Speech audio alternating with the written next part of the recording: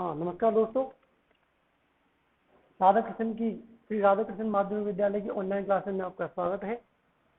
तो पूर्व में हमने वर्ण प्रकरण की बात की। वर्ण प्रकरणम, वर्ण कितने प्रकार के होते हैं? क्योंकि संस्कृत की क्लास है 10वीं कक्षा की, तो इसमें हम पहले सिलेबस की बात कर लेते हैं। सिलेबस में आपके क्या है? तो सिलेबस में आपके अपठित जो बोध है वो आपका 10 अंक का है। आपका पेपर 80 अंक का आएगा। पठित बोध यानी जो आपकी पुस्तक है, पठित बोध आपकी हुई 27 नंबर की। उसके बाद रचनात्मक कार्यक्रम जो होगा, रचनात्मक कार्यक्रम वो आएगा 18 नंबर का। उसके बाद क्या बचा? व्याकरण। व्याकरण है आपकी 25 नंबर की। ठीक है जी। तो ये तो हुआ आपका पूर्ण विवरण से। उसके बाद यदि हम पठित बोध यानी पुस्तक की बात करें, तो आपकी जो पुस्तक है स्पंदना, पुस्तक का नाम क्या है? स्पंदना। उसमें टोटल 15 पार्ट है। 15 पार्ट है। उसमें पहला पार्ट जो है वो है जैस और भारती, पद्य का पार्ट है। दूसरा पार्ट जो है वो है संगे शक्ति, ये गद्यांश का पार्ट है। तीसरा पार्ट जो है आपका स्वराष्ट्र गौरवम,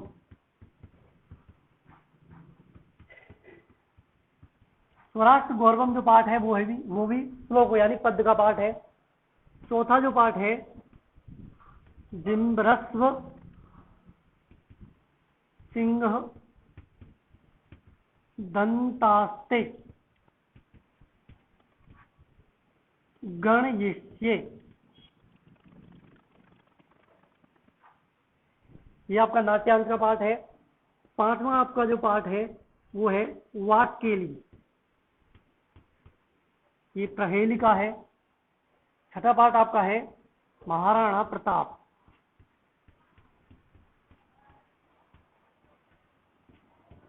उसके बाद आपका सातवां जो पार्ट है वो है लोकहितम मम करणीयम। उसके बाद आठवां आपका पार्ट है कर्मयोगी स्वामी केशवानंद। नौवां पार्ट आपका मरु, आपका जो नवा पार्ट है वो होगा भारत वैभवम। आपका नवा पार्ट होगा भारत वैभवम। उसके बाद आपका जो 10वां पार्ट है, 10वां जो पार्ट है आपका वो होगा सुभाषित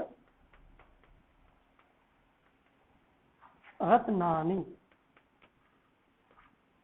11वां आपका पार्ट हुआ स्वदेशम कथम रक्षेयम। उसके बाद 12वां जो आपका पार्ट हुआ वो हुआ मरु सौंदर्यम, मरु सौंदर्यम। 13वां आपका पार्ट हुआ, ये पार्ट जो है 13वां पार्ट आपका है महाराज सूरजमल विजयते। 14वां आपका पार्ट हुआ यो यद वपति बीजम लभते तादृशम फलम। और अंतिम पार्ट जो है आपका वो है आचार्योपदेशः। ठीक है जी। अब यदि हम इन पाठों की बात करें तो इसमें ये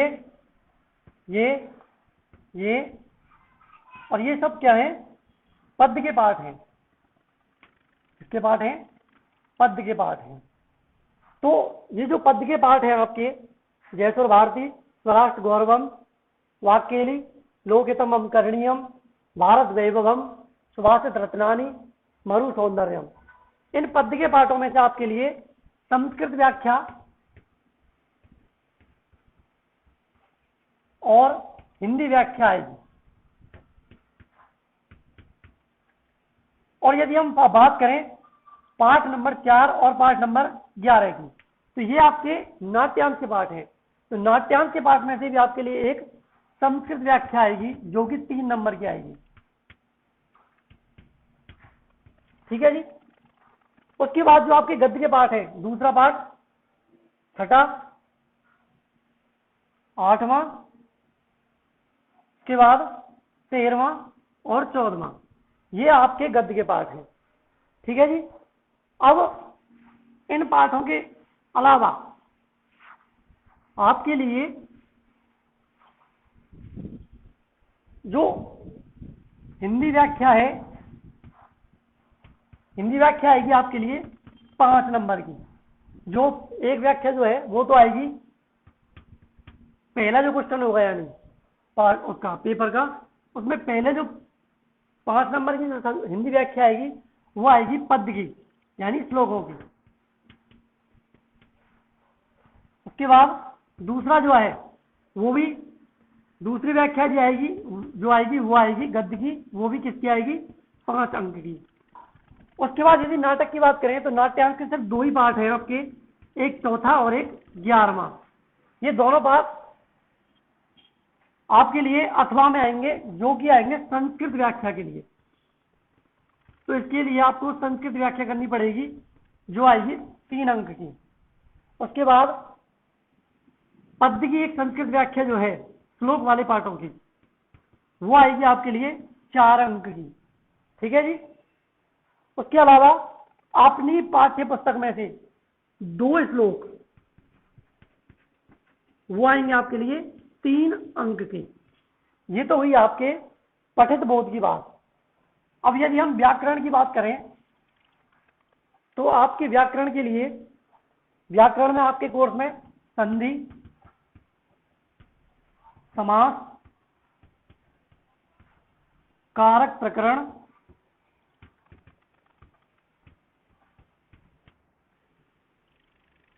प्रत्यय, संधि, समास, कारक प्रकरण, प्रत्यय, घटिका निर्माण,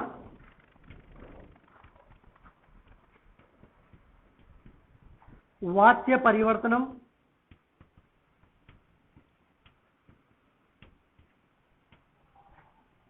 ये हुआ संधि, समास, कारक, प्रत्यय, वाच्य निर्माण और आपका कारक प्रकरण। उसके बाद आपका आएगा अव्यय, उसके बाद आएगा आपका अशुद्धि संशोधनम, अशुद्धि संशोधनम, और अंत में आएगा वाक्य निर्माण।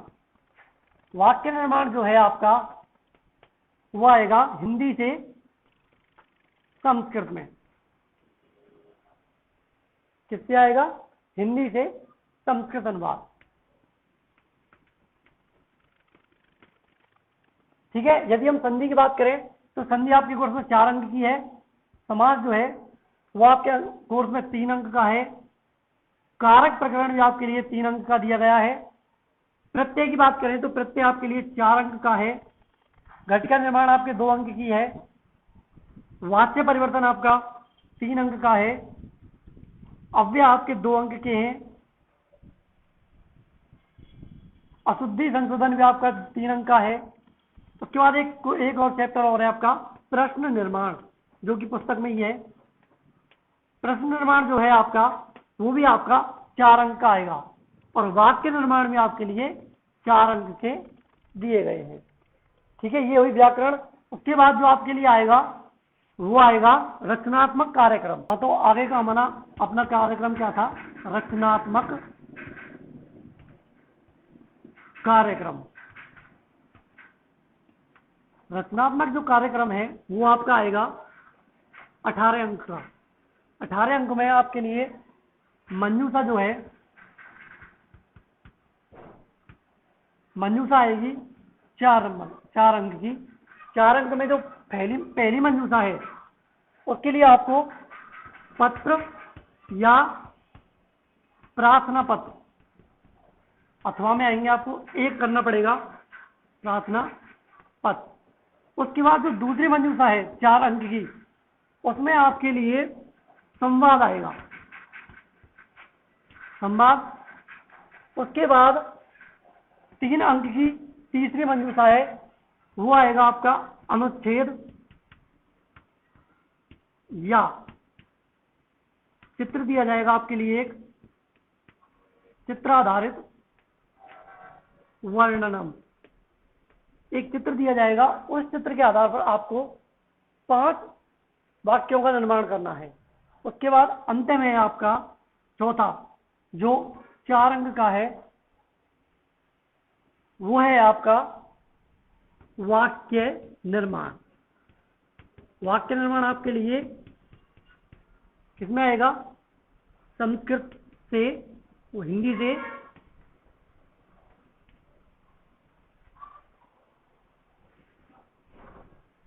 अंत में है जो आपका तीसरा 3 अंक का, वो है आपकी कथाक्रम संयोजनम। कथा दी जाएगी आपके लिए, उसको, उस कथा को आपको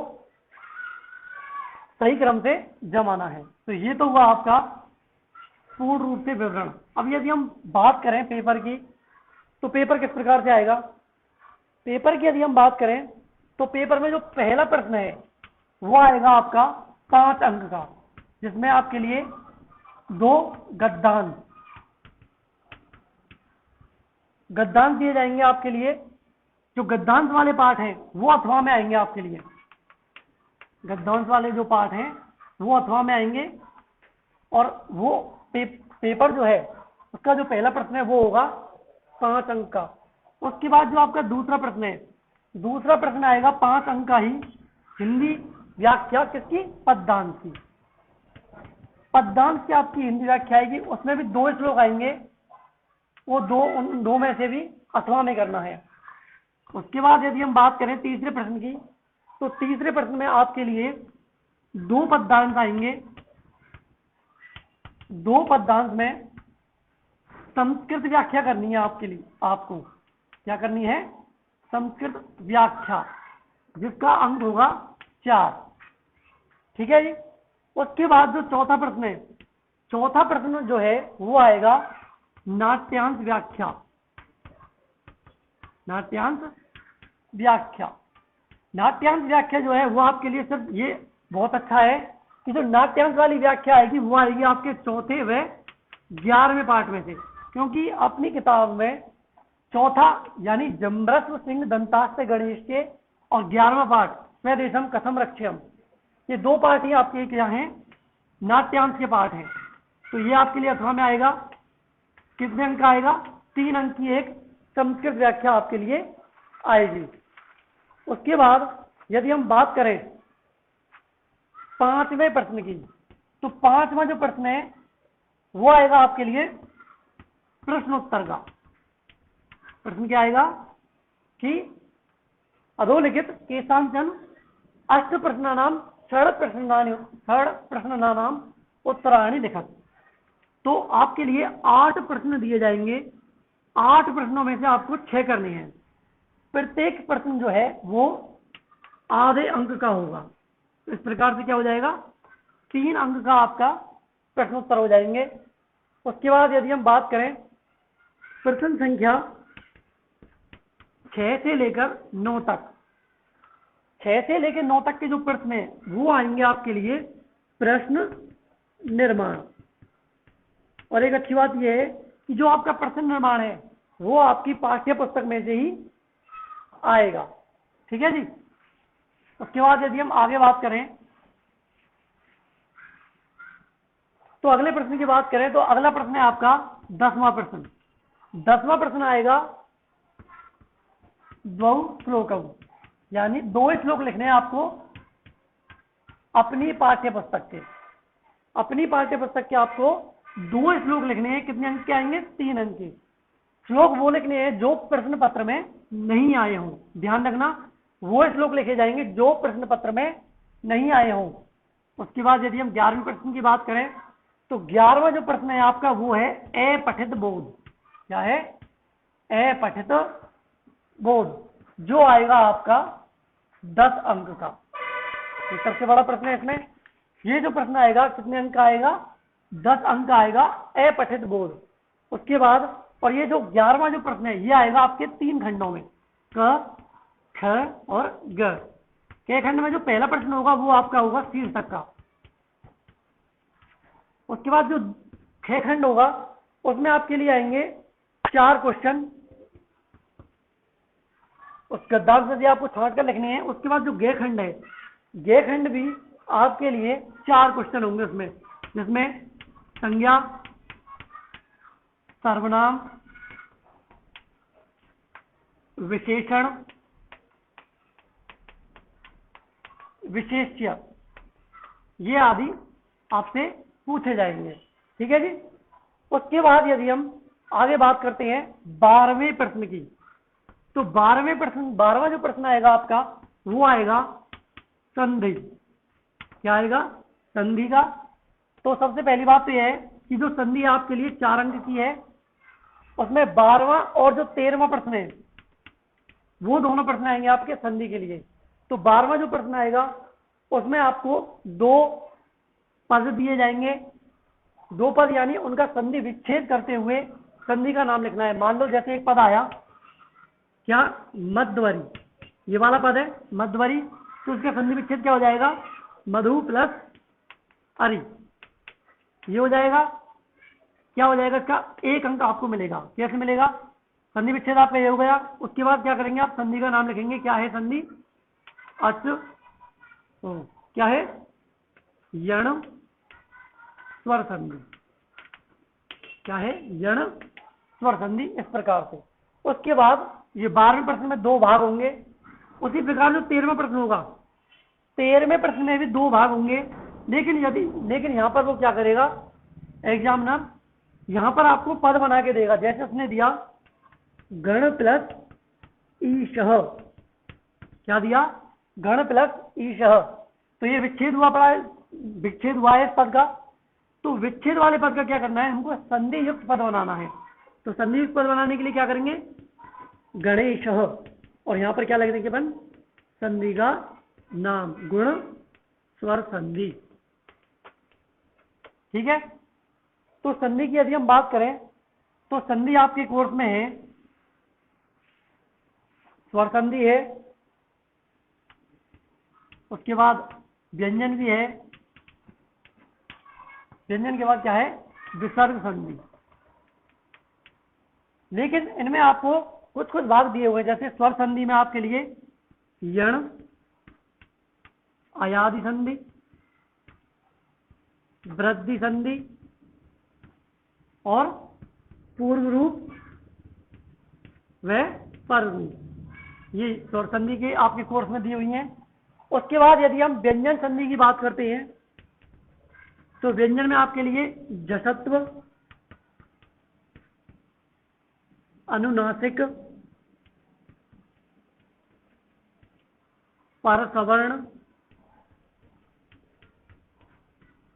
ये आदि संधि है। जसत्व, अनुनासिक, परसवर्ण। ठीक है जी। उसके बाद यदि बात करते हैं हम विसर्ग संधि की, तो विसर्ग संधि में आपके लिए सत्व विसर्ग, उत्व विसर्ग, रुत्व विसर्ग और एक है अंतिम लोप विसर्ग। ये संधि आपके लिए दी हुई है। जब आपको संधि कराई जाएंगी तो आपको पूर्ण रूप से कराई जाएंगी। उसके बाद यदि हम बात करते हैं आगे,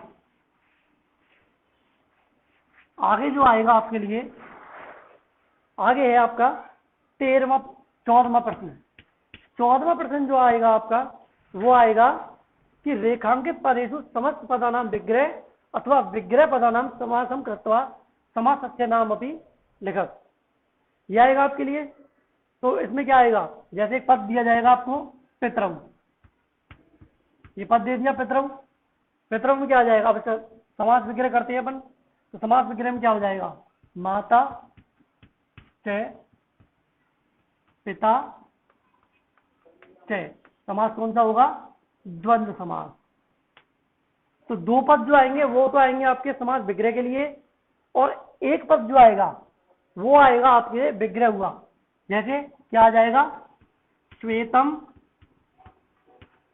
कमलम इति, ये वाला ऐसे आएगा। आपको इसका क्या करना है, समस्त पद बताना है और समास का नाम लिखना है। तो क्या हो जाएगा इसका, श्वेत कमलम। और समास कौन सा है इसमें मित्रों, समास है इसमें कर्मधारय। क्या है, कर्मधारय। तो ये भी आपको जानना चाहिए कि आपके कोर्स में समास कितने हैं। तो आपके कोर्स में जो समास है वो समास है 3। पहला है अव्ययी भाव समास, दूसरा जो समास है वो आपके कोर्स में है कर्मधारय, और तीसरा जो अंतिम है वो है द्वंद्व समास। ठीक है जी। उसके बाद यदि हम बात करें 15वें प्रश्न की, तो 15वें प्रश्न में आपके लिए आएगा प्रत्यय। तो 15वें प्रश्न में आपके लिए आएगा कि अधोलिखित पदेषु विभक्ति तत्कारणम लिखत। विभक्ति यानी किसमें होती है, कारकों में। तो कारक जो है आपका कितने अंक का हुआ, 3 अंक का होगा। तो कारकों में वो आपसे क्या पूछेगा, जैसे सुरेशः पदाभ्याम चलती, ऐसे रेखांकित करके देगा। तो पदाभ्याम में विभक्ति कौन सी आपकी, कि सुरेश पदाभ्याम माने पैरों से, चलती माने चलता है। किसके द्वारा चल रहा है वो, पैरों के द्वारा। तो कौन सा कारक हुआ इसमें, कर्ता ने कर्म को करण से के द्वारा, जिसके द्वारा कोई कार्य किया जाए वहां पर कौन सी विभक्ति होती है, तृतीय विभक्ति। तो यहां पर कारक हो जाएगा करण कारक। लेकिन आपको कारक नहीं लिखना है, क्या लिखना है आपको, विभक्ति तत्कारणम। तो विभक्ति हुई यहां पर तृतीया। ठीक है जी। तो ये आपको 15वां प्रश्न आएगा, कारक होगा। अब यदि हम बात करें आगे, आगे आपका आता है 16वां प्रश्न। 16वां प्रश्न आएगा आपके लिए प्रत्यय का। प्रत्यय भी आपके लिए 4 अंक की है। प्रत्यय में किस प्रकार आएगा आपके लिए, प्रत्यय में आएगा आपके लिए कि एक पद दे दिया जाएगा, जैसे पद क्या होगा, जैसे जलेन लतः सिंचन्ति, और पीछे क्या दिया हुआ है, शिष्य प्लस ताप, प्रत्यय दिया हुआ है। तो इस प्रत्यय से आपको क्या बनाना है, शब्द बनाना है। इस प्रकार से आपके लिए प्रत्यय आएगा। तो यहां पर क्या आ जाएगा, शिष्यः, शिष्यः जलेन लतः सिंचन्ति। ठीक है। उसके बाद 17वें यदि प्रश्न की बात करें हम, तो 17वां जो आपका प्रश्न है वो भी आएगा प्रत्यय का। वहां पर प्रत्यय के लिए क्या होगा, प्रकृति और प्रत्यय दोनों अलग अलग करने हैं। आपको क्या करने हैं, अलग अलग करने हैं। उसमें आपके लिए क्या होगा, एक पद दे दिया जाएगा, जैसे पद क्या होगा कि सदा सुखी भव। तो यहां पर रेखांकित पद दिया हुआ है सुखी, तो सुखी पद दिया हुआ है। तो इस पद में क्या हो जाएगा, सुख प्लस डी प्रत्यय। ठीक है जी, इस प्रकार होगा। उसके बाद यदि हम बात करें 18वें प्रश्न की, तो 18वां प्रश्न आएगा आपके लिए अव्यय का। अव्यय यहाँ पर 3 अंक का है, 3 खाली स्थान आएंगे और 4 शब्द दिए जाएंगे आपके लिए। उन 4 शब्दों में से 3 शब्द आपको रिक्त स्थानों में भरने हैं। अब यदि हम बात करते हैं 19वें प्रश्न से लेकर 21वें प्रश्न की, तो ये प्रश्न जो आएंगे आपके लिए वो आएंगे आपके वाच्य परिवर्तनम। वाच्य परिवर्तन किसमें होगा? कर्तृवाच्य, कर्मवाच्य और भाववाच्य, 3 प्रकार के वाच्य होते हैं। ये आपके लिए क्या होगा? 19 से लेकर 21वें प्रश्न होंगे। उसके बाद जो 22वां प्रश्न होगा, 22वां आपका जो प्रश्न होगा वो होगा घटिका निर्माण। घटिका निर्माण, तो घटिका निर्माण में क्या आएगा कि एक घड़ी का निर्माण होकर आएगा आपके लिए, चित्र आएगा वहां पर, उस चित्र में देखकर आपको ये बताना है कि इसमें कितने बजे हुए हैं। ठीक है, तो ये हुआ आपका 22वां प्रश्न। उसके बाद यदि हम बात करें 23वें प्रश्न की, तो 23वें प्रश्न में आपके लिए आएगा, 23वां प्रश्न होगा आपका अशुद्धि संशोधनम। क्या होगा? अशुद्धि संशोधनम। तो अशुद्धि संशोधन जो होगा वो आपका होगा 3 अंक का। ये भी कितने का होगा? 3 अंक का होगा। उसके बाद 24वां प्रश्न 2 भागों में आएगा। अथवा में पत्र आएगा, या तो आपको पत्र लिखना पड़ेगा, या इसके अथवा में क्या आ जाएगा? प्रार्थना पत्र, जो कि किसमें आएगी? मंजूषा में। 8 रिक्त स्थान होंगे, प्रत्येक रिक्त स्थान आधे अंक का होगा और टोटल अंक हो जाएंगे आपके लिए, टोटल अंक हो जाएंगे 4। उसके बाद यदि हम बात करें 25वें प्रश्न की, तो 25वां प्रश्न होगा आपका संवाद का। ये भी 4 अंक का होगा, लेकिन ये किसमें होगा? मंजूषा में होगा। इसमें भी क्या आएगी? मंजूषा आएगी। उसके बाद 26वां जो प्रश्न है वो आएगा आपका हिंदी से संस्कृत अनुवाद। संस्कृत अनुवाद 6 वाक्य आपको दिए जाएंगे, जिनमें से आपको 4 वाक्यों का संस्कृत में अनुवाद करना है, 4 अंक का। यदि हम 27वें प्रश्न की बात करें, तो 27वां जो प्रश्न है वो आपका होगा, एक चित्र दिया जाएगा आपको, उसके आधार पर आपको क्या करना है? वाक्य निर्माण करनी है चित्र के आधार पर, चित्र आधारित वाक्य निर्माण। ठीक है जी, ये भी आपके कितने अंक का होगा? ये होगा आपके लिए 3 अंक का। इसके अथवा में एक अनुच्छेद दिया जाएगा आपको, 6 खाली स्थान होंगे उसमें, जो प्रत्येक खाली स्थान कितने अंक का होगा? आधे अंक का। तो टोटल अंक हो जाएंगे उसके 3। तो 27वां जो प्रश्न है वो आपका क्या होगा? अनुच्छेद अथवा चित्र आधारित वर्णनम मंजूषा का होगा। अब जो अंतिम प्रश्न है 28वां जो प्रश्न है आपका, 28वां प्रश्न होगा आपका कथाक्रम संयोजनम। कथाक्रम संयोजनम 6 वाक्य आएंगे आपके लिए, और जो 6 वाक्य हैं उनको आपको क्या करना है? क्रमानुसार जमाना है। क्या जमाना है? क्रमानुसार। इस प्रकार से आपका पेपर आएगा, कितने अंक का? 80 अंक का। ठीक है जी, तो आज के लिए इतना ही। ये आपका हुआ पाठ्यक्रम।